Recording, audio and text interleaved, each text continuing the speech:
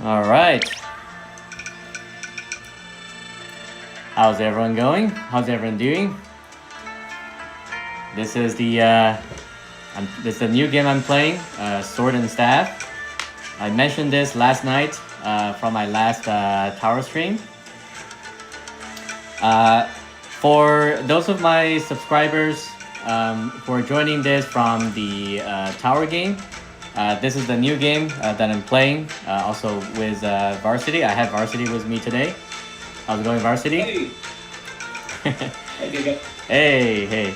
Yeah. And for those of you who are joining from the Sword and Staff community, I used to be the tower content creator, but as of last night, I retired from the tower so I can fully focus on Sword and Staff.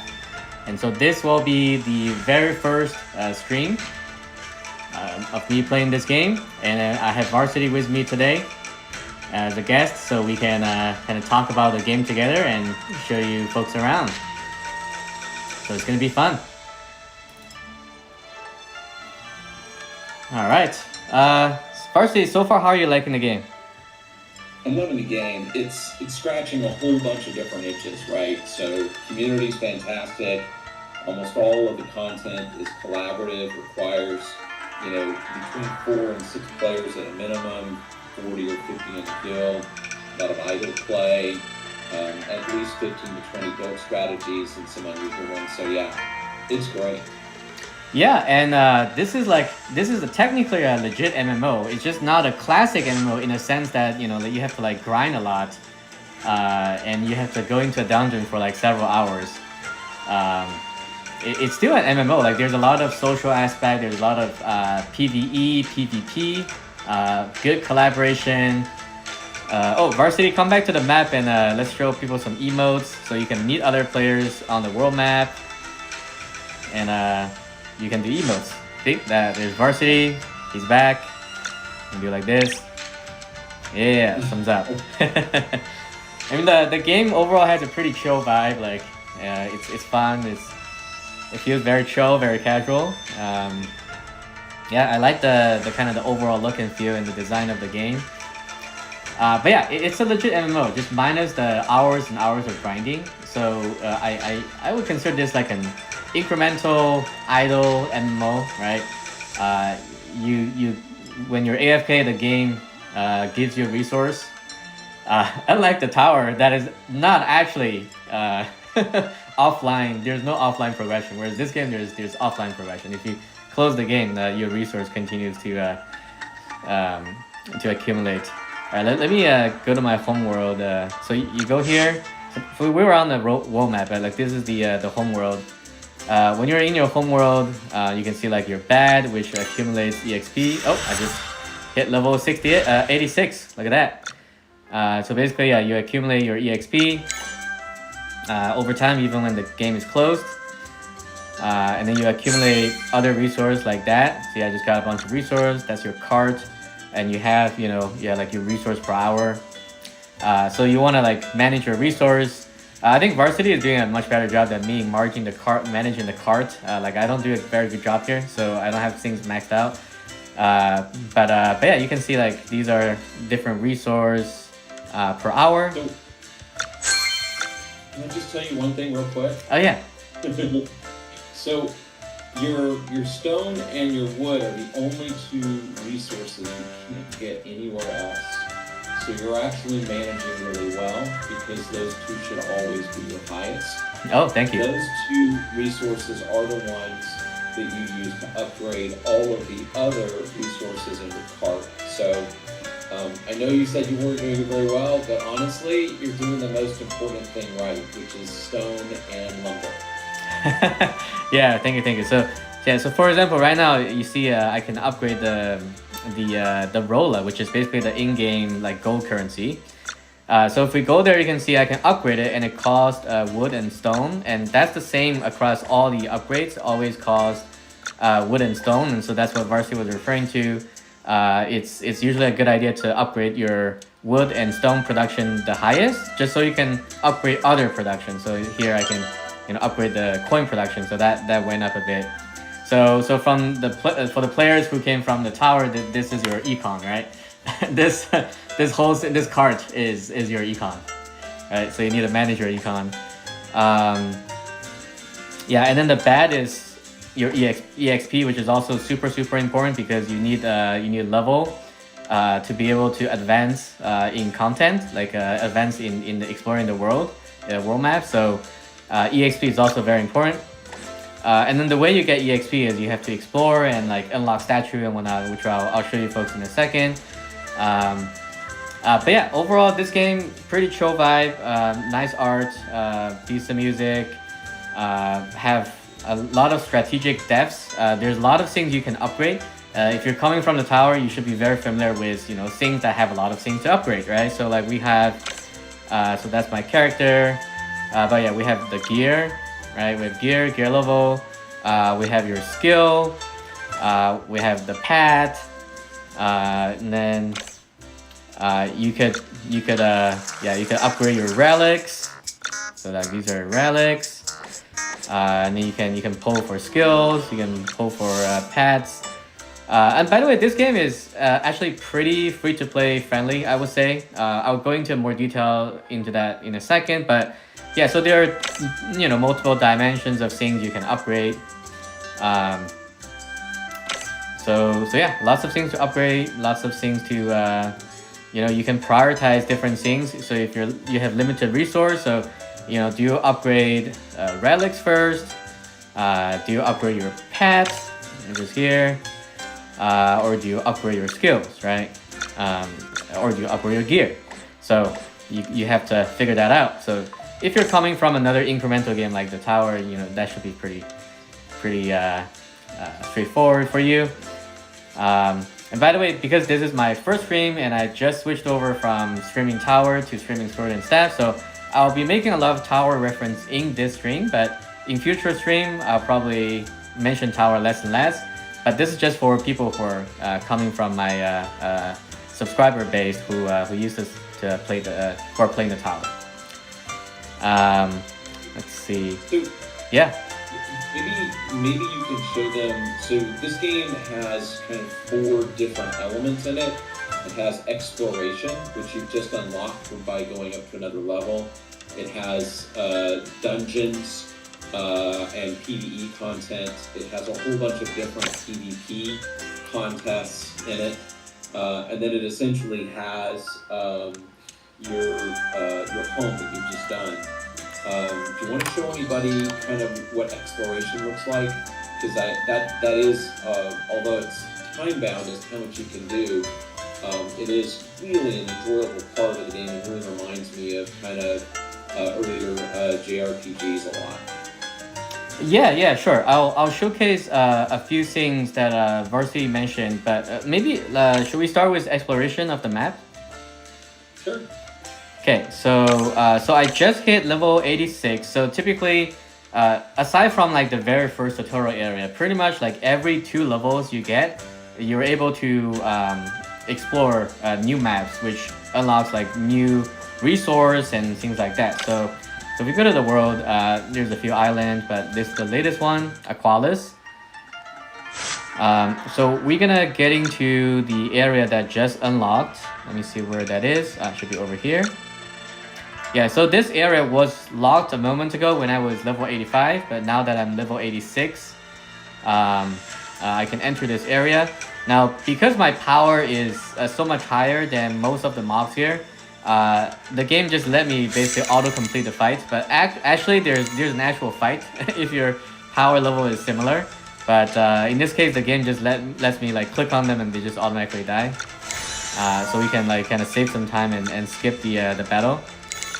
So yeah, you pretty much just go around, you explore the world. The world has like a fog of war, and you just explore and find new places. Oh, we got a key vault area. So in this case, I need a key, so I have 2, so I can unlock this area. And we can go in and grab new resource. At the start of the game, you're gonna have to like click on every single tile on the ground in order to pick up all the resource. But because I have a pet, the pet automatically picks up everything for you, which is very useful. Okay, so this is one of the small statues, which gives 1% of home EXP yield and 1% of stone yield and things like that. So it's usually 1% of resource, any one of the resource, and 1% of EXP. This adds up, and this is very important to boost your EXP econ. So we're gonna keep going around the world and picking up some more resource. So unlocking areas and unlocking these statues are very, very important. And we can see this is the next area where it requires level 88. So again, it's every 2 levels. So that'll be 2 levels from now. But first, we want to 100% complete exploring this map. I'm picking up everything. The pad does not auto pick up chests, so you have to open chests.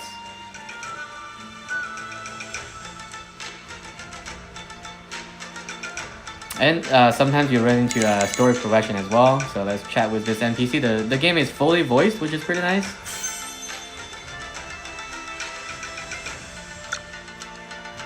I'm gonna give her a scare. I'm a ghost. I do like the voice acting in it. It really reminds me of some of the anime dubs from like the early 2000s. So a lot of cutesy voices, some accents. Male and female voice actors.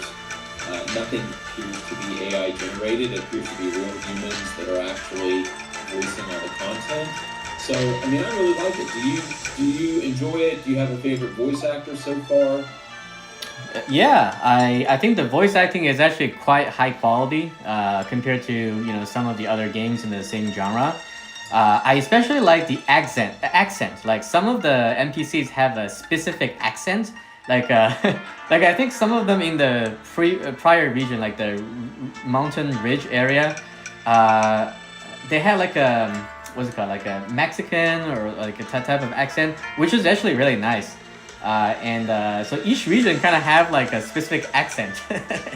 It's really fun. They really pick nice voice actors, and I can tell that they put some work into voice acting. But yeah, I mean your main like assist character Akane, the pink girl on the left, is kind of always with you in the journey, and I really like her voice. Like it's very upbeat and it has a layer of richness to it. So she's probably my favorite voice actor if you ask me which one is my favorite. What about you? You know what? It's Akane all the way. She reminds me of one of my nieces, and she's cheerful and optimistic and overly confident. I mean, the only thing about Akane is that whenever you go anywhere with her, she's always on the boat of, well, this guy behind me is going to fight them because he's so courageous. And there's sometimes I'm like, whoa, Akane, slow down. Maybe I don't want to fight this one here. So, but Akane's great. Yeah. So let's stay quiet for a second and just let the viewer hear the voice acting so they can get a sense. It's also Amiko's job to banish ghosts, you know. And then, of course, there's all the sweeping, dust and seaweed to keep the shrine spotless. But this place looks like it's been abandoned forever. Yes, it has been a long time. No one has returned since the crisis started. We're back today for the sacred Kogen staff. It is kept inside the shrine. To banish chaos and protect Aqualis, I know the goddess will bless our quest. Let's head inside. Please, stay close. Alright, yeah, see, so that was the voice acting. As you can see, it's very high quality, and again, I really enjoyed the accent because it feels like a additional layer of flavor, right? Like you're enjoying a dish and the dish has rich flavor. Because sometimes when people voice act according to the book and it just feels very bland, like everyone talks the same way just with a slightly different voice, you can't even tell like who's talking, right? It's just not as good as having that extra layer of flavor, right? So all right, let's see if we can head in here. Is that the same? Oh, okay. The lights turn on. What do we have now?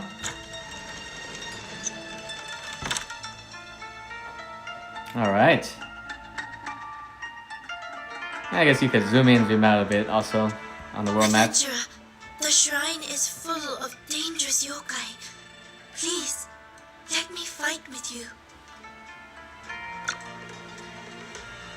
And it is cross-platform. That is one of the other things I like. So I have both Galaxy and I have an iOS device as well as PC, and I'm able to hop between the three seamlessly with my account. Some of the other games we play, Giga, have some issues sometimes when you swap between platforms. I haven't noticed any so far. Yeah, I try not to swap platform, but I think for this game it's fine. I think I was avoiding swapping platform when I was playing the tower, because like that game, like the cloud save and whatnot, is sometimes very buggy. So I was always afraid to swap platform. But this game I think it's fine. Like I feel more confident swapping platform on this game. Oh hey Camille's here. Sup Camille? Hey!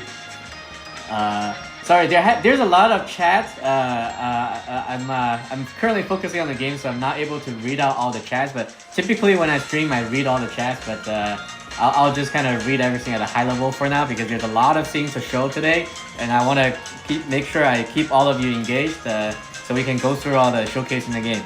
All right, so this is a dungeon run, oh, and looks like I'm unlocking a new dungeon today, right, Varsity? Like that looks like a new dungeon. Which means technically I did not play optimally. Like I did it wrong, because what I should have done is probably not use my dungeon run today and just wait for the new dungeon, right? If this is a new dungeon, but yeah, I mean, we don't have to. Yeah, but we don't have to always play optimally. It's fine. But yeah, so this dungeon, usually on the unlock of the dungeon, you going with the NPCs first, like with the storyline. But that doesn't actually use up your daily dungeon reward claim, because you can claim dungeon rewards twice a day, and then you can buy 2 extra times, so it's four times a day. Yeah, but yeah, this one is just with the NPC, and it's easier than usual. So I'm just gonna one shot everything pretty much. But if you like going to the dungeon with people and you know, you actually want to claim your reward, then that would be a actual dungeon run. And just, you know, for those that haven't been playing this, some of them joining us that aren't, most dungeon runs require either one really powerful character called Carry to go with you, or you need a combo. Like for example, Giga can do most of the hard content on day one. I need Swifty or Lance or one of the other players who's on the healer to help so that we can get through it. And a lot of the players that are free to play can access all of the paid content as long as somebody has, you know, advanced enough to carry them. So one of the things that's really nice is even if you're free to play, it isn't a long-term barrier on accessing all the content, which is awesome. Yeah, definitely. And also, you know, this is, like I said, a you know, just like a legit MMO where you go into a dungeon, assuming all 4 players, you know, capabilities and power are about the same. Assuming that's the case, you're supposed to go into a dungeon with, you know, a typical MMO setup. Like you have a tank, you have a healer, you have 2 DPS, right? That's the typical setup. But like Varsity mentioned, if you have a carry, which is kind of a class on its own, yeah, you can ignore that setup and you can just let the carry help you, right? Because the carry is typically somebody who's much stronger in power compared to the dungeon content. So like as long as the carry is there, like everything will just die very quickly, and you know you'll be fine, and you'll get the highest rating. But yeah, typically if you go into a dungeon kind of without the carry, you just you're at the power level of the dungeon. Yeah, the tank healer DPS setup is what you need to go with.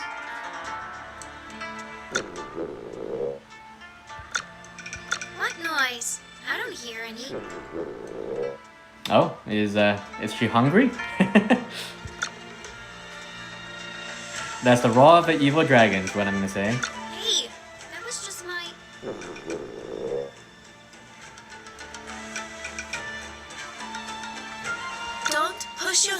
if you're hungry. Here, I brought some food. Oh, this looks amazing! Thank you! Oh, she gave us some free food. Look at that. Easy there, don't choke. I should get back to Onsengo. I hope Mayoi is doing okay. Don't you worry, Mio. The adventurer and I will check on Mayoi. Thank you both, truly.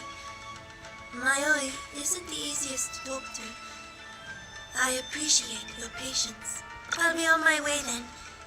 May fortune Giga, I favor you in heard battle. from Evan and scientists that we're in season 1 right now. Mhm. 2 seasons from now, even if you are a superpowered whale or a Kiri, it takes multiple roles and strategy to get through some of the content. And I think that's what we're trying to prepare for now. Is our 4 strongest characters in our guild, Lance, Swifty, you, and I, are each a different class, and we're really trying to make sure that we build multiple teams of different strategies and approaches so that we can get through that content. Do you want to talk about any of your long-term plans or strategy? Yeah. So, for the viewers who came from the tower, you're familiar with me and Varsity. We like off-meta strategies. When we came into this game, we're basically like, oh, we're gonna try to do something that's not typical again, right? Kind of following our vision. So my understanding is in the game, most whales play DPS, like the biggest whales, the mega whales, right? And so me and Varsity essentially decided that we want to play non-DPS, right? So I landed on the tank role and Varsity landed on the healer role. So we are, in fact, let me just check this out real quick and then, okay, there we go. Yeah, let me go back to the home world. So we are, in fact, the 2 strongest players on the server and in the Nexus right now. Nexus is kind of the cross server. So this is the server, this is the Nexus. So me and Varsity are actually the 2 strongest player in our region. But yeah, I'm a tank and he's a healer. So we're having a lot of fun with that. But yeah, so long-term plan is, I think what I heard is later on, as Varsity mentioned, the very hard dungeons in future seasons, the teams usually have a lot of trouble because the monsters hit very, very hard. And because their top whales are DPS, like they're not able to tank that damage. So by having myself as the strongest tank and Varsity as the strongest healer, we should be able to establish a baseline where, at least we can survive a few turns in those really hard content, which allows our DPS, whale and non-whale to be able to at least, spend some turns to kill the monsters. So I think that will give us a more, stable baseline in terms of pushing the later content. And this does not only apply to dungeons, but this applies to world boss and other collaborative content, etc. So yeah, anything else to add there, Varsity? No, I think you said it perfectly. Thank you. By the way, your chat is saying that they want to see your best outfits, your best clothing and gear. Oh, yeah, I can show that later, but there's a lot of outfits. Maybe we can do like an outfit showcase in the next stream. But I usually like the more kind of less flashy outfit, which is why I'm kind of dressed like a bear. So I'm dressed as like a big choppy carrot bear, right? In my bear suit, because it looks more casual and it looks more approachable, like friendlier, right?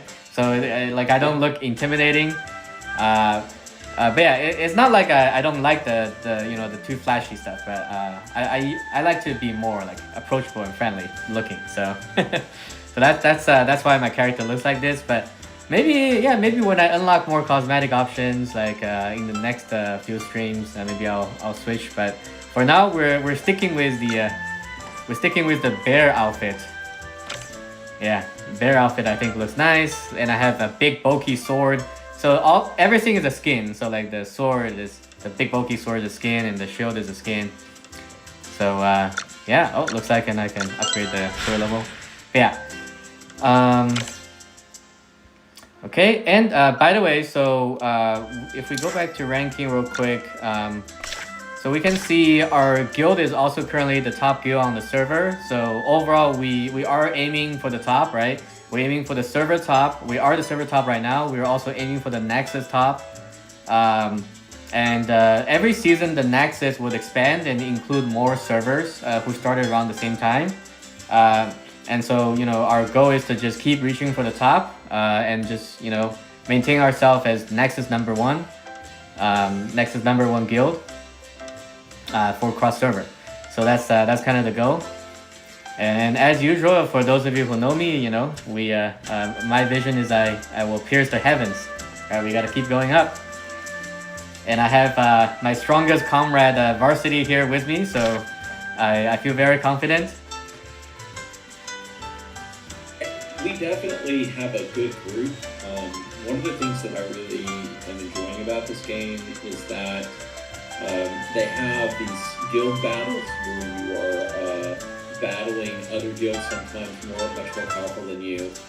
And it's not just the guys up top or the ladies up top, whatever, the folks at the top that their power matters. You need to have everyone top to bottom with strength, because you can choose who you attack.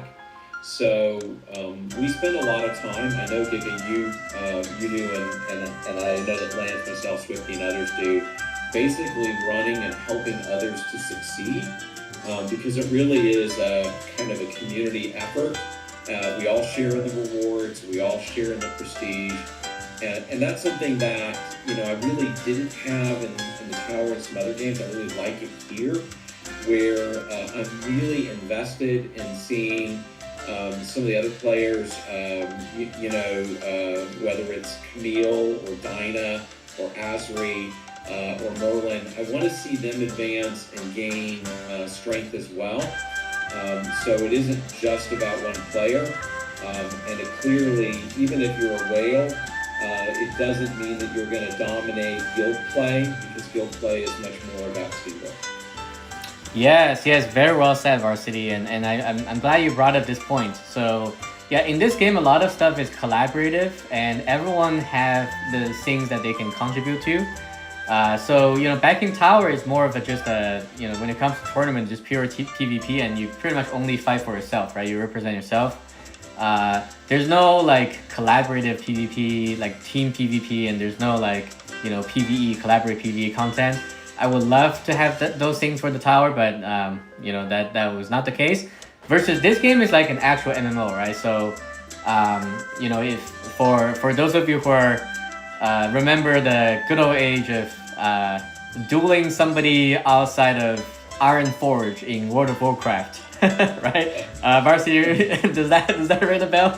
Oh yeah. Yeah, so that's the fun stuff. That's like the friendly PvP. So we have the friendly PvP here in this game as well. Like there's a sparring. So like you can click on somebody, and there's one of the options is to spar them. And by the way, you can spar them infinite number of times. It doesn't even show up on their record. So like it's a cool thing to do. It's like a duel, like a friendly duel, right? From like World of Warcraft. You should duel me. Yeah, come on, let's do it. Yeah. So.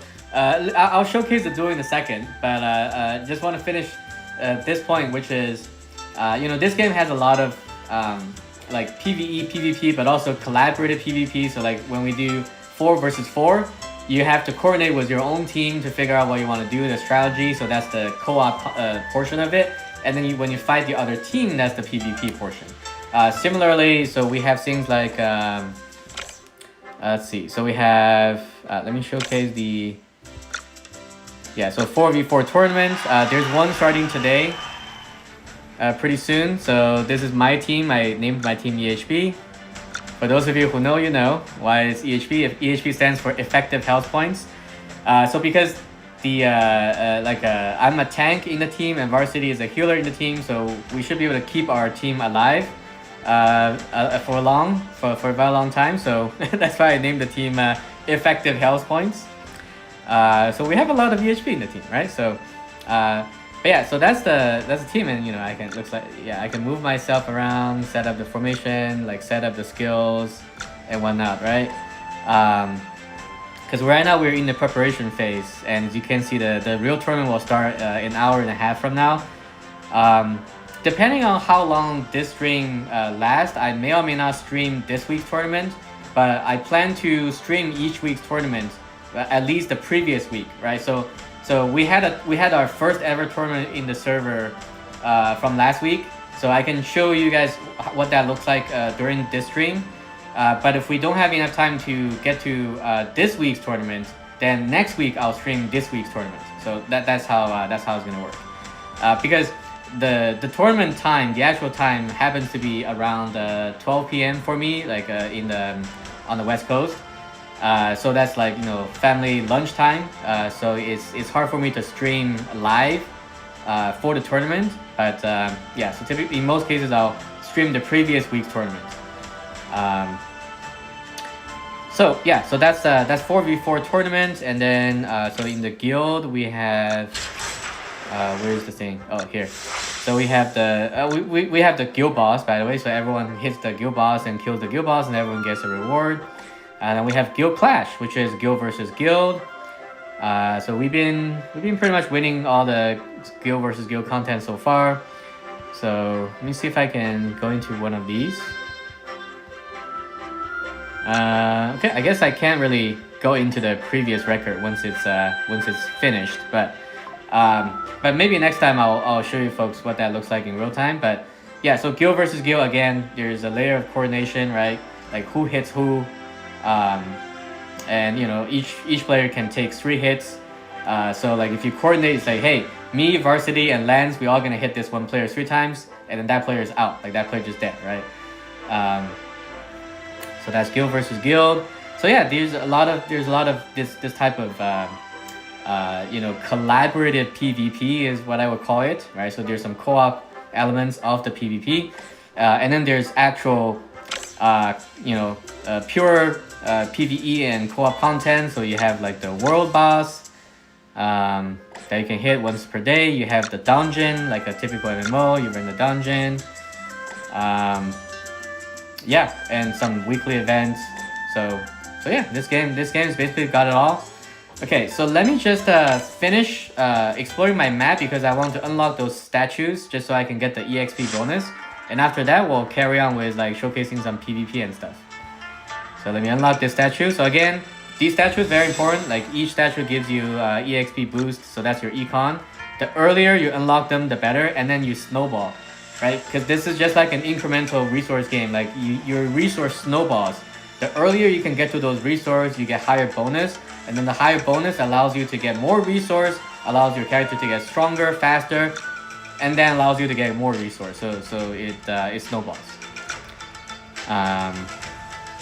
Okay, so let me just finish exploring this map. Make sure we explore as much as possible. Pretty much the first thing you want to do every day is just explore the map as much as possible to get all the resource and, you know, unlock all the statues. That's like should be the first thing to do.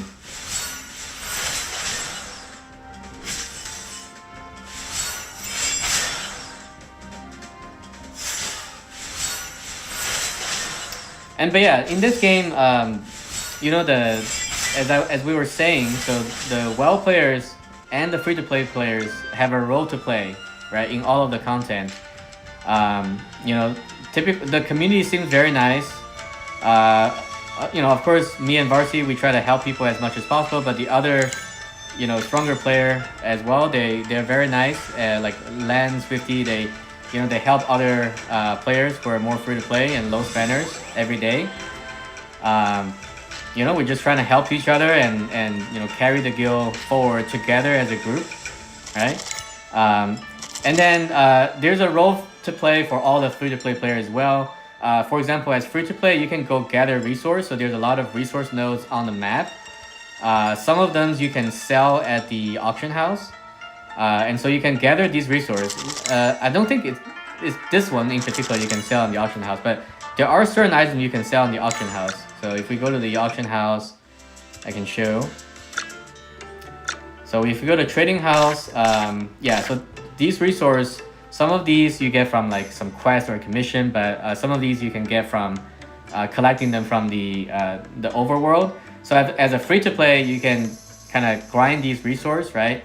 You sell them at the auction house, and then you will be able to earn these yellow crystals, right? I think they're called Darium. I'm just gonna call them yellow crystals. You earn these yellow crystals from other players who are whaling or just other players, right?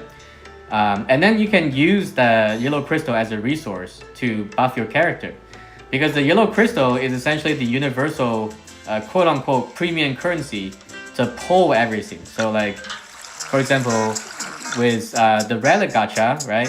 You can see I can use the yellow crystal to buy more pulls.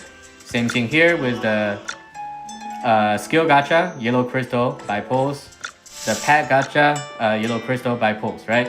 So you can go earn yellow crystal from the trading house, and then you can upgrade your character. So most things in the trading house you can just buy with yellow crystal as well.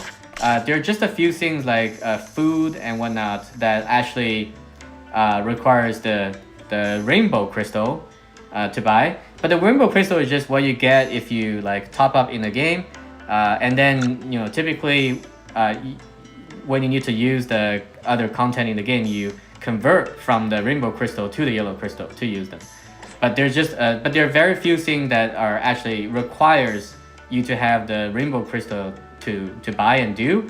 And in the auction house, like these two tabs, so the cosmetics and the food are two of the only ones. There's also gear auction house. So if we go here, so in gear you also have to bid. This is like a real auction house, right? You have to bid on gear using the rainbow crystal. And there's recipe as well. So there's a few things that do require the rainbow crystal, but overall it is pretty free to play friendly, I would say, because you can make a lot of money, the yellow crystal, by just selling mats, and then you can use the yellow crystal to pull for currencies, pull for upgrades, and upgrade your character that way. I mean, it is great, right? If you're making recipes, you actually can buy ingredients rather than grinding them, and to me, that is a huge advantage. Yes, yeah. Like these recipes, and yeah, if you get some of these recipes, you can essentially buy the materials from the trading house, and then you just make the food, and then you sell the food, right? All the food you can sell.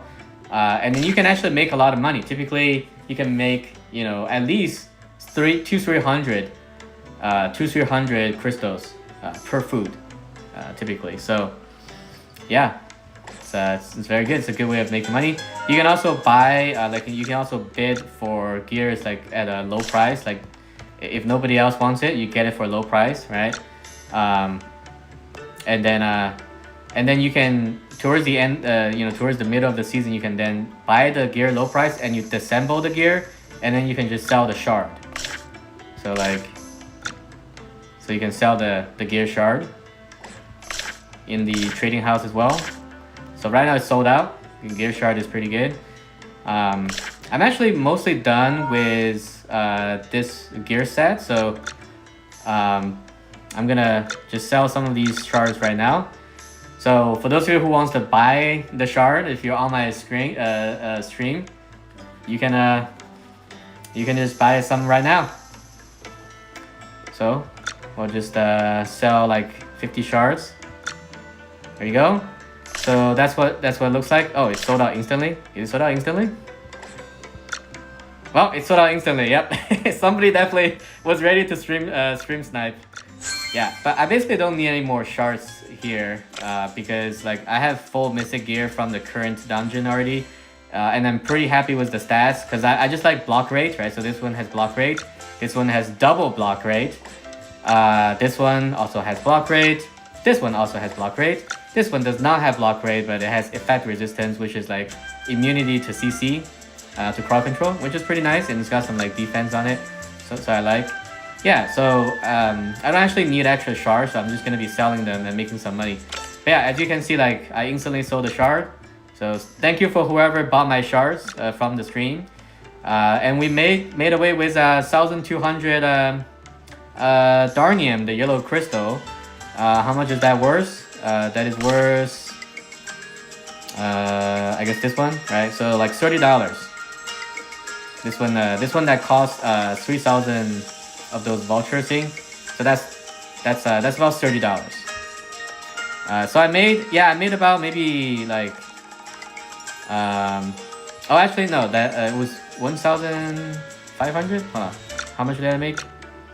1,200. Oh, okay, so it's not that much. I think it's about $10 in this case. So if you look at here, yeah, so that $15 actually, the $14.99. So $15. Yeah, it's about $15. So by selling those shards, I just made essentially equivalent of $15 worth of charging the game. So if you think in that lens, it's a pretty free-to-play friendly, right, Varsity? Yeah. It's the interesting thing is that if you're really willing to work the auction house, there are ways to be a low spend player and generate a lot of income in game. So I do like that feature, because even if you're not getting the high end content you could sell, there are things you can farm that build up your Stellaris when you go into the trading house. So it is pretty great. Yeah, for sure. Okay, so let me just make sure I did fully explore the area I was able to explore. Let's see. Yeah, it looks like that was all I could explore. Unless there's something I can do in the well, but I don't think so, because I think The that's... seal is rotting with chaos. Yeah, We gotta hurry. I gotta get some like artifacts. But other than that, from the map, it looks like I did explore everything, because over here, we just gotta wait for the level. Okay, cool. So all the exploration is done. So now I'm gonna showcase some PvP. For those of you who are excited about PvP, and by the way, you can upgrade your skills like that, right? There's like these red and blue exclamation mark, right? That tell you things you can do. I'm gonna upgrade my Rolla Econ again, get some of that Econ going, right? Econ is not optional in this game. you must have good Econ in order to have good power. Let's see. Yeah, one of the things that we used to say in the tower is Econ is optional to some extent. But yeah, in this game, no. What's the red dot here? Oh, it's just these things. I like to get rid of the red dot. Okay, cool. No more red dot. There's some red dot obviously gonna stay because I'm saving up some resource for kind of the next milestone. Okay, so let's look at some PvP. Let's see what that looks like. So I'm gonna start with battling Ballistic. So Ballistic is the third strongest player in the Nexus. Nexus again is the cross server, so multiple servers. Lens is actually pretty close. So Lens is the third strongest player on our server. He is basically right behind Ballistic. So pretty close, but we're gonna fight Ballistic and see what that looks like. So I have basically like a full EHP setup. For those of you who came from the tower, you're familiar. I focus on buffing myself, making myself have a lot of block, a lot of damage reduction, a lot of shield. Shield is like the wall, right? So we have a big wall, and I kill them with Thorn. So in this game, Thorn is very strong, and it's always relevant. It's relevant in all content, in PvP and PvE. So I rely on this skill right now. Actually, I rely on two skills, but one of these skills is called Rebound, which says each time the caster blocks an enemy's technique attack. Technique is just like an active attack, right? Like an actual attack. Then deal physical damage 1 to the attacker based on the caster's defense. So because my character also has a ton of defense stats, so that's gonna hurt when this triggers. And it triggers every time I block, and that's why I like block, right? I try to give myself close to 100% block when all the buffs are applied. Alright, so every hit I'm gonna basically trigger rebound. So that's your Soren damage. I also have this called a reflective armor.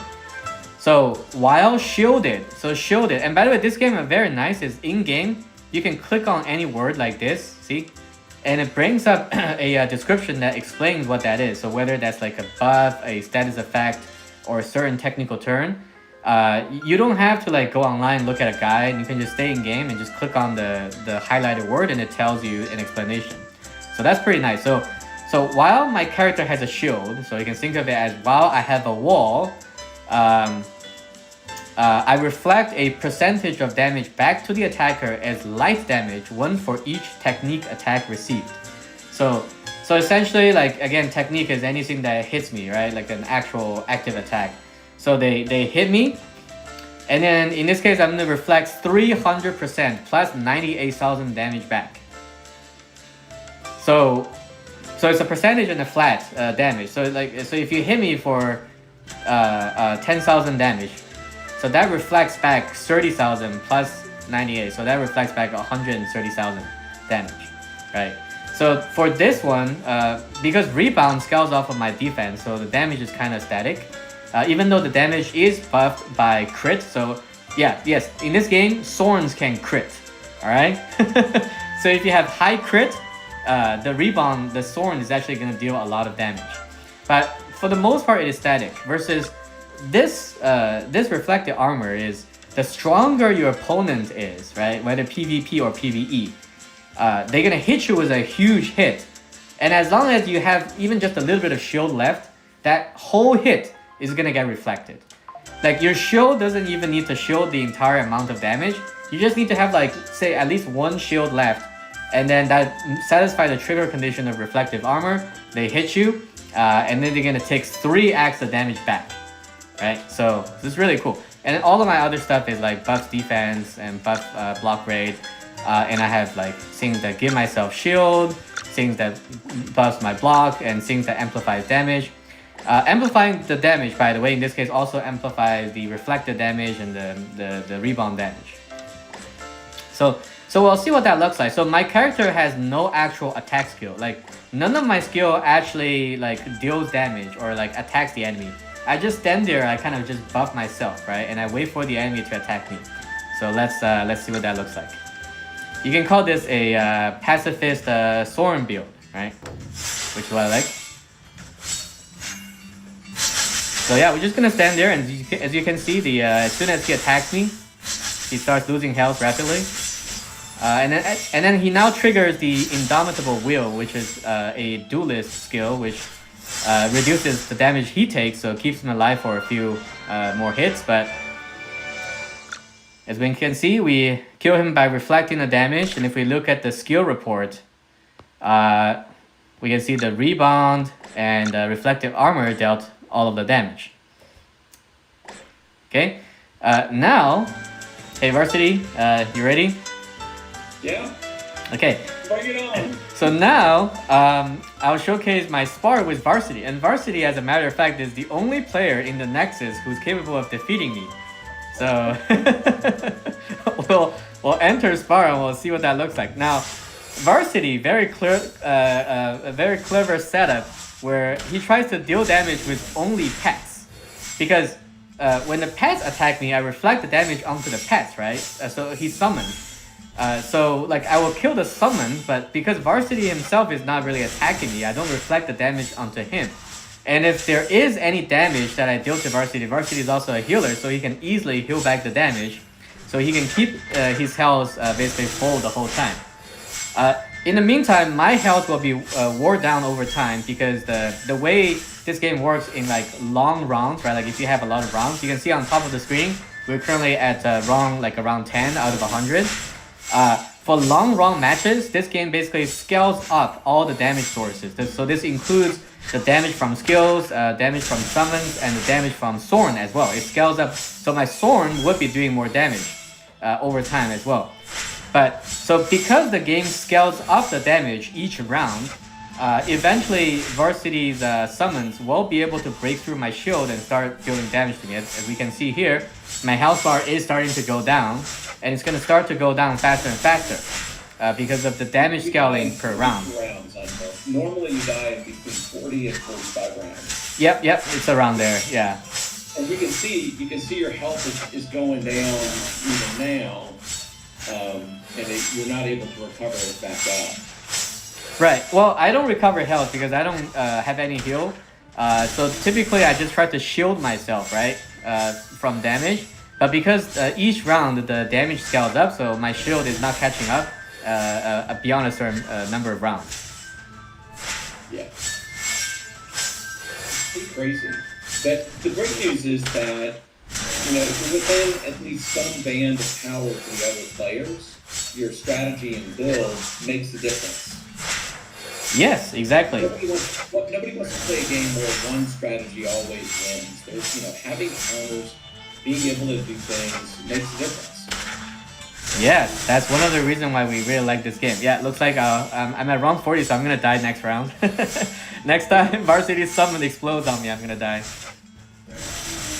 There we go. Yep, see? Has been defeated by Varsity.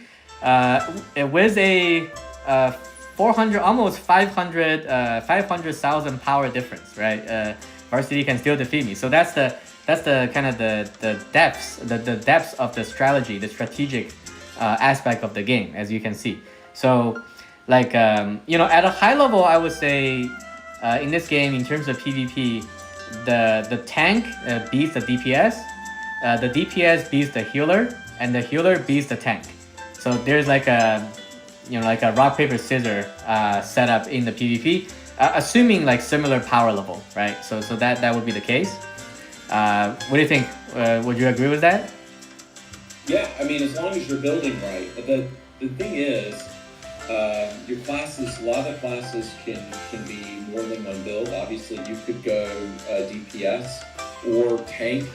Some of the others have some options, but in general, it does seem like there are easy counters from at least one of the class for every type of playstyle, which is great. Yeah, absolutely. Let me show. So this is Swifty, also one of our top players in our guild. So that's Sorcerer, which is another DPS class.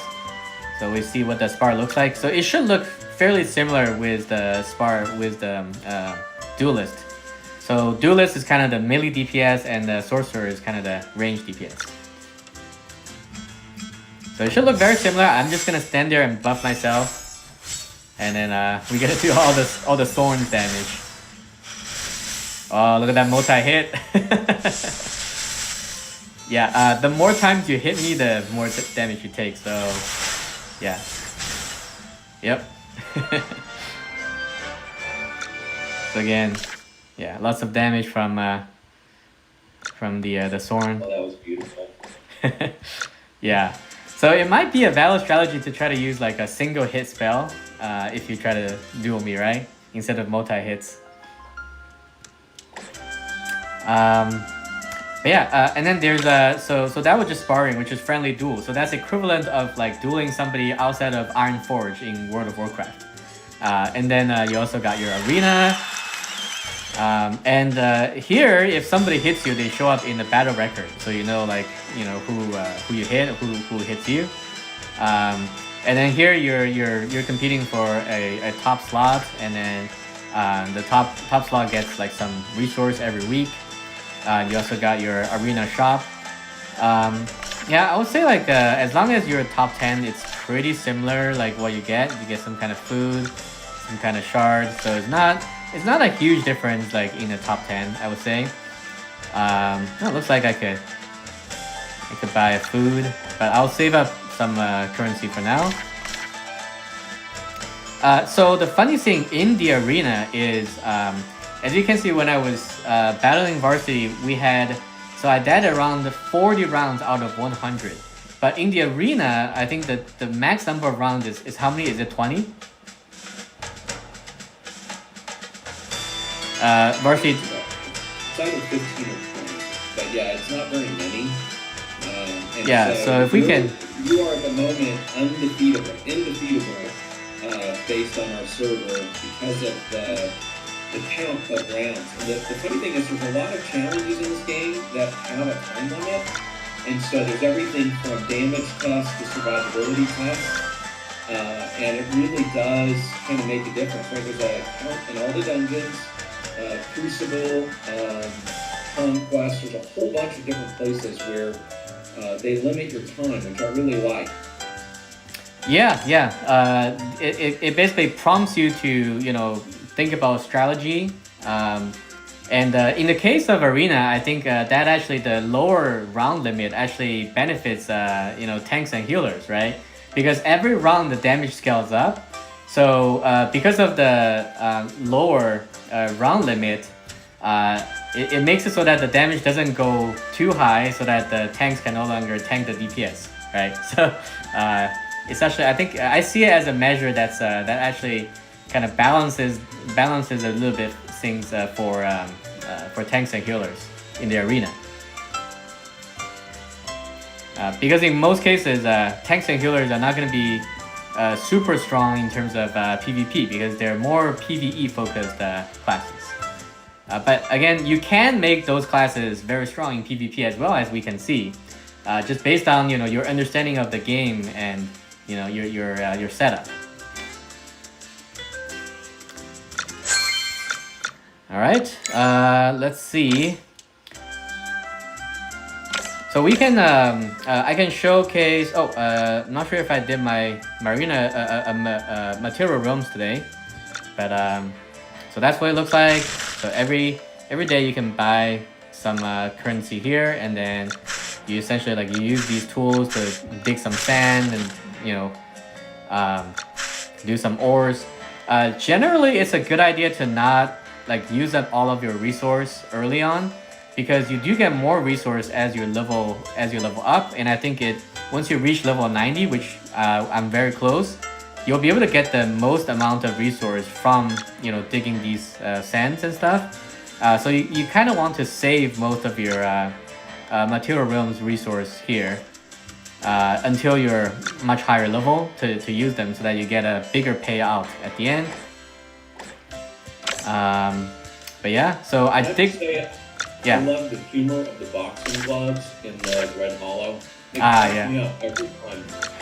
Every time. Yeah. Some parts of this game is pretty humorous. The game itself doesn't take itself too seriously, which I like. All right.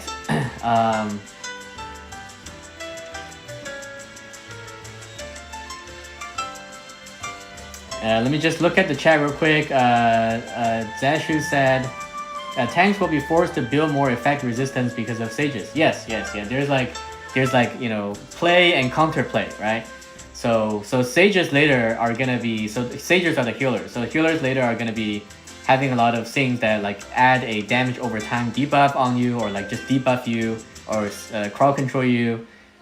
So in order to do PvP against the healer, you're gonna have to build some effect resistance, because otherwise you're just gonna be, you have 10 damage over time on you, you're poisoned and you can't move, and you just life sucks. Right? I used to have a troll healer for the board back in WoW, and it feels an awful lot like it's evocative of the Shadow Priest. Okay, yeah. So it is. They do pay tribute to, without going too close, on a number of kind of classic archetypes of earlier MMOs. Nice. Yeah, I'm sure within the game developers, a lot of them have played World of Warcraft and EverQuest, Guild Wars, right? That kind of stuff. Mm-hmm.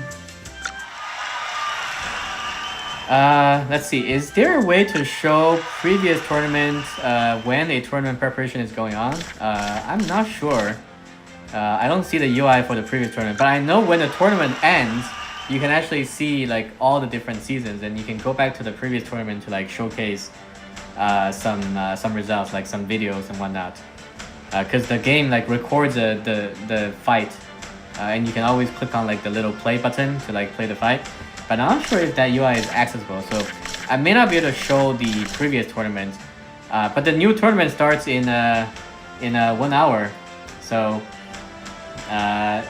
maybe I can show some of that in 1 hour if I start another stream around noontime. But likely I'll be having lunch with my family, so I may not stream the tournament live. But like I said, probably sometime next week I'll stream this week's tournament just so you folks can enjoy. A tournament is actually quite fun. Like last week's tournament, we had a blast. The whole server basically watches the tournament, and you can bet on teams just like sports gambling, right? So if I go back, you can see here like I think there were some people that bet on our team the whole way, and they got like $10-15 worth of the currency in game, because they had faith that we could do it. Yeah, thank you for the faith. If you're betting on us, I guess it's not technically guaranteed that we'll be first place. So invest with your own risk. Don't take this as a investment advice. But yeah, it's pretty fun. So the whole server, right, watches the tournament in real time, and the whole tournament goes by pretty quickly. So you first you hit the top of your division, and if you can hit the top of your division, you go to like a qualifier round, the next qualifier round, and finally a bunch of players enter the championship. And then within the championship, each match is recorded, and you can kind of watch them later as well. And then so there's like the top 8, top 4, like semi-final and the final, the grand final, right? It's all pretty fun. So the whole server watches, and each of the championship match like people can bet on and make more money. And at the end, if you have a lot of tokens left, as Varsity said, you can make like $15 worth of premium currency, which is very nice. I mean, just free, like just given to you. You can make more if you lose. Like I think in the final match, people got like 25% more tokens if they bet, right? So 1.25. If we had lost, the people that bet against us would have got 5 times the tokens they have. They would have gotten like $50 if there was an upset. Yes. It's very funny. Yeah, it's like sports betting, right? So you have a team that's likely to win, but it has a lower ratio, versus a team that's slightly unlikely to win, but it's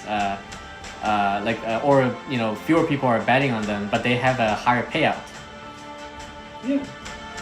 Yeah, so it's pretty fun. And then during the match, you can also like type in chat, like in the in-game chat during the match.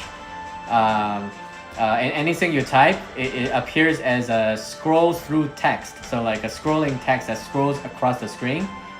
So like you can cheer for someone, like let's go, and then let's go shows up like in the middle of the screen, scrolling towards the left or right. So that's pretty cool. That gives the sense of a lot of people are participating and engaged, and it's like live stream chat, except the text like scrolls across the screen. Do you like that feature? I love that feature, and I do. I feel like the developers of this, Maple and team, have really spent a great deal of time on making it a much more of a community and collaborative game. And so, yes, the graphics are cozy and cute and wonderful, and there's a lot of different competitive things to it and ways to play. But I really, really appreciate how much they've tried to integrate in chat and collaboration throughout the full game. Yes. Yeah, we got server chat. Nexus chat is the cross-server chat. We got guild chat. We got tournament chat, because we have a tournament team. This is how you make it easy for you to kind of coordinate with your tournament team, right? There's a lot of coordination in the game. Private chat, obviously. So yeah, just like a real MMO. So I'm looking at our guild chat. See, just like a real MMO. Like there's lots of chat channels, right? Pretty cool. Very social game. Lots of collaborative content. Yeah. And this game is perfect for people like me who has work and also has a family, because I only have a few hours in the morning typically to play, and then a few hours before I go to bed to play. But those are the only time you need, just a few hours a day to play, and you can get through all the content. You can do very well. You don't need to like sit there and grind all day, right? Oh, I want to show the map exploration real quick. So here, you can, so this is your stamina system. So a lot of mobile game have stamina, but in this game, the stamina doesn't necessarily like block you from doing certain content, but it's only for resource gathering. So every day you get certain amount of stamina for gathering resource. So this ore is for upgrading gear, this sand is for upgrading relic, and then this thing is for upgrading skill. Typically I just go for the gold, and then because you can use the gold to buy other resource. So typically I just go for the gold. So you can just go there and just go to the map. So I'm around here, and then we just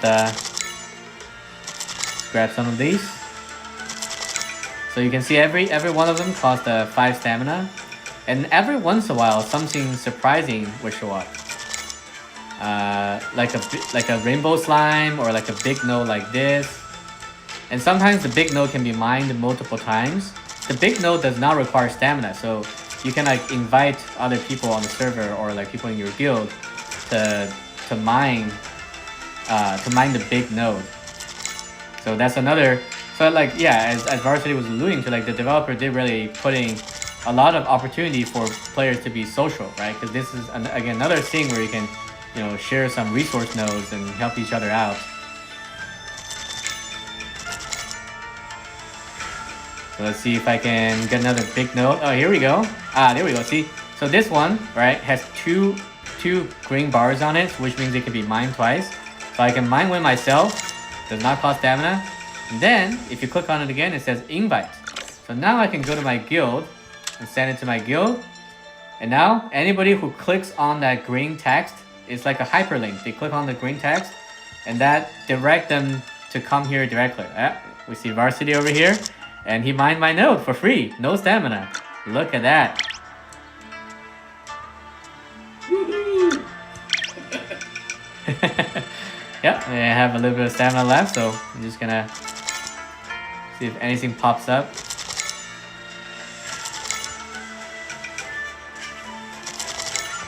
Okay, now I also showcase. Oh, let me go back to the home world and show you folks what I mean by buying. So here's the vendor cart, right? So you can refresh. Refresh costs a lot of money if you refresh a bunch of times, but once you refresh, you'll be able to buy all the stuff. So I typically just kind of buy everything after I refresh, just like that. And just bought a bunch of stuff. But yeah, so these are basically, you know, all the resources that auto-generate per hour also, but you can buy some extra ones here with gold. That's why I usually do the gold exploration with my stamina. Now if we go back to the previous map. Okay, so here, I'm also going to showcase exploration. The apple. Let's just call it the apple, right? So on the bottom right, you click on explore, and you use the apple. They drop on the ground, and they give you a bunch of resource. So that's always good as well. You just make sure you pick up all the resources in time, because they do disappear after some time. And sometimes something cool shows up. And there's like a few variety for it as well. Look at that. Ooh! 2 merchants! Wow. 2 merchants. See? Streamer luck. This is what we call streamer luck, guys. Okay, so if we click on the merchant. Well, hey, lucky you. You just met the cutest wee traveling merchant around. I love her accent. I'll bring the best goods right to your door. If you need something, come find me back home. Alright, so you go to the home world, and we have to do this quick because there's another one of her, which I have to get. And see, you can buy a bunch of stuff fairly cheap. Like she gives pretty big discount. So we're just gonna buy all of these. And then she leaves, and then we have another one, so we're gonna go back. Interact with her. Well, hey, lucky you. You just met the cutest wee traveling merchant around. Mm-hmm. She is pretty cute, I'll yes. bring the best goods right to your door. If you need something, come find me back home.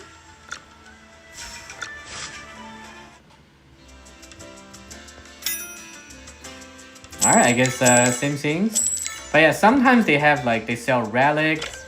Sometimes they sell the EXP stone. Those are really nice, the EXP stones. So you can save up a bunch of those because EXP in this game is very important. Because as we can see, like the map exploration is locked behind levels, right?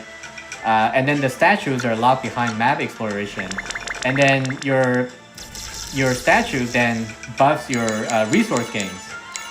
So having EXP is very... Oh, that's a huge chest. Let's see what's in it.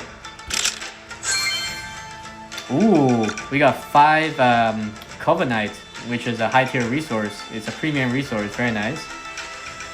But yeah, see, you're getting a bunch of premium resources as well just doing this. And this is all like free to play resource. Like you can get these apple purely free to play. So let's see what's in here. Yep, some yellow crystal. So yeah, we're just gonna do a bunch of these and see what we get. Let's spend maybe 80 more.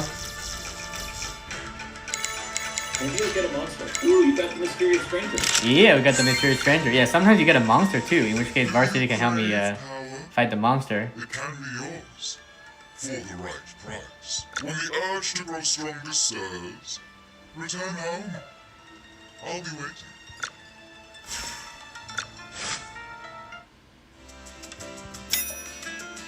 Ooh, this guy's selling food? Nice. And the thing they sell is like different each time.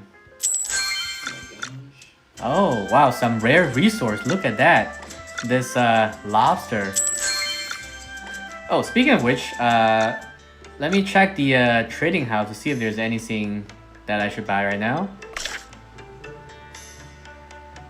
Oh, 400 is pretty cheap. I'll buy 2 of these. That's a good deal. And then let's see anything else.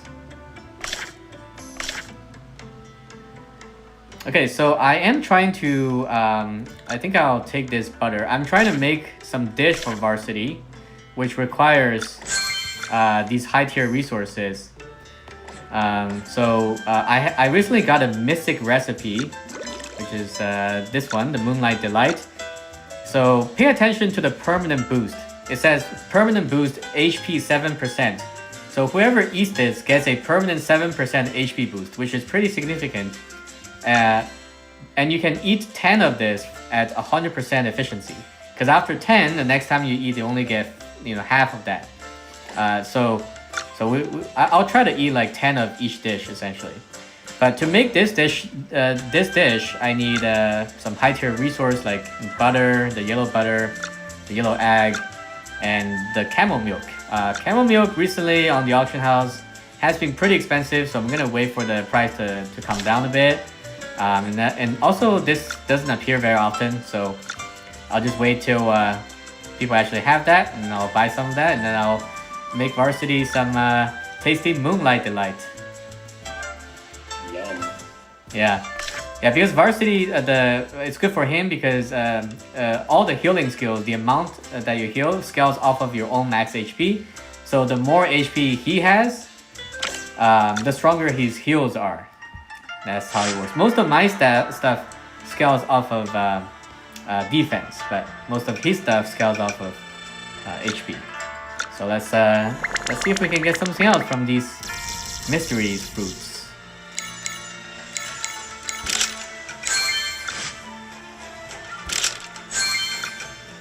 You gotta manually click on the chest. Make sure you don't miss the chests when you do this. Yep. Because the pets will help you pick up the other stuff, but you do have to manually pick up the chests.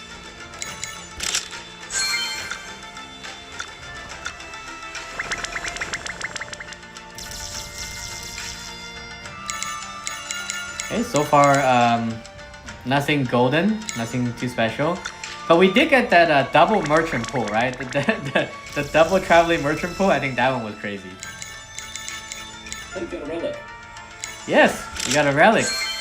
So depending on the region where you're doing the Destiny fruits, you can get different relics as well.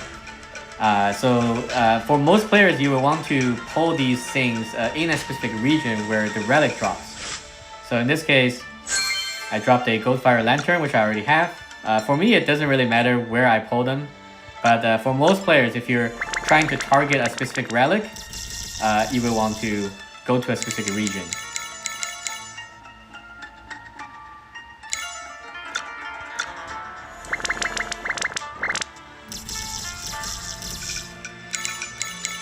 Oh, we have another Mistress Merchant. Let's see. Do you crave power when the urge to...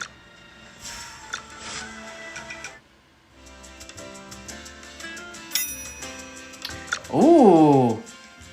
Legendary Relic. Yes, Mystery Merchant is very good. Sometimes he sells legendary relics. Oh. Oh, yes. We got another legendary relic. Very good. It's a duplicate, but so we didn't get... duplicate usually gives you less power than like a brand new one, right? But this one gives defense. That's pretty good. So with that duplicate, we can go here. We can go here. As we can see, we can ascend it and get a little bit more defense out of that. Very good. Got more power. Nice. We gotta claim all the red dots as well. Okay, let's see if you can pull a few more. Maybe let's just pull one more.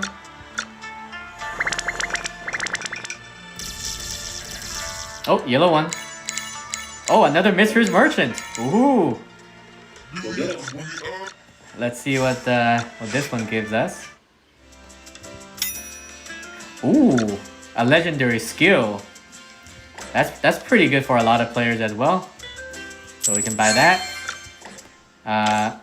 So see if we go to skill. So that was this skill, and we can enhance it. So we can ascend the skill. There we go. That skill is now stronger. I don't usually use that skill, but it's always good to have. They all give you power as well.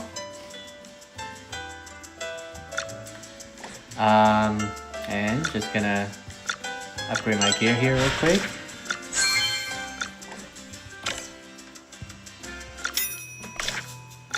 Just make sure you click on all the red dots. There's a lot of things to claim in this game.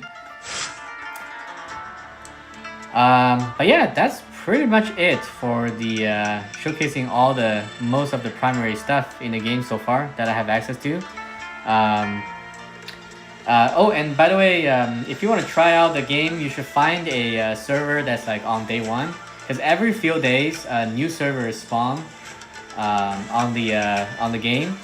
And unlike the tower, where it's like really hard to compete with people who has been playing for years and who has been spending, you know, tens of thousands of dollars that you're not even allowed to spend because they limit each month how much you can spend for premium currency. Unlike that, this game, everyone starts on the same playing field because new servers spawn every few days. Once the old server's capacity reaches around like 5,000 players per server. When the new server spawn, if you join a new server, everyone is starting on the same playing field, starts the same place. And each server repeats all the events and all the seasons as well. So for example, me and Varsity have been playing this game for about 2 weeks, right? Varsity, is it 2 weeks, roughly? Yeah, 2 weeks. 2 weeks, yeah. So we are currently on season 1. The game actually begins with season 0, like it's like a tutorial, right? But after a few days, the game enters season 1. So we're actually in season 1. But I think the oldest server is currently on maybe season 6 or something. I don't know the exact number, but you don't have to worry about missing out on content, because if you start on day 1 server, the server repeats all of the seasons. So it's gonna start on season 0, it's gonna go all the way to 1, 2, 3, 4, 5, 6, you know, in the same order with the same speed, and it's gonna also repeat all the events, so you never miss out on anything. And again, everyone starts on the same playing field, which we really like. We don't have to worry about competing with, you know, established players who have been playing for years. Yeah, so that's pretty much gonna be the stream. Varsity, anything else to add? Only, thank you all for joining. and Giga will continue to not pull all of his Phantom pet pulls so that you'll be constantly irritated at that. But Yep. he's going to save them up. And lastly, you know, it's hard to get onto our server because we're full. We'd love for you to come in and say hello, but I do think that you'll probably have more fun starting a new server unless you just want to hang out with us. Yes, absolutely. And you could always just, DM us on Discord or just come to the Discord server. I guess we could put up the guild Discord, and so if people want to come in and say hi, they can reach us on the guild Discord. Do you think that's a good idea? I do. I think that's a great idea. Yeah. We do have a guild Discord for this specific guild on this specific server. But yeah, if you want to drop in and say hi, you could join the guild Discord. All right. So I don't consider myself a real YouTuber because my channel is not even monetized and whatnot. So I don't do a lot of streams, but I will try to stream at least, I would say, like once a week, unless I'm super busy or I'm traveling or things like that. But I'll try to stream at least once a week. So hope you folks love the stream. For the next stream, I'll try to get more TV time for our guildmates as well. We have a lot of lovely guildmates. We have very nice guild leader, guild officer, and other guildmates. And so I'll try to give my guildmates more screen time as well next time. But yeah, otherwise, this has been the stream, the very first stream of my Sword and Staff journey with Varsity. And we'll see all of you on our next stream, hopefully next week. All right, this has been Giga signing out.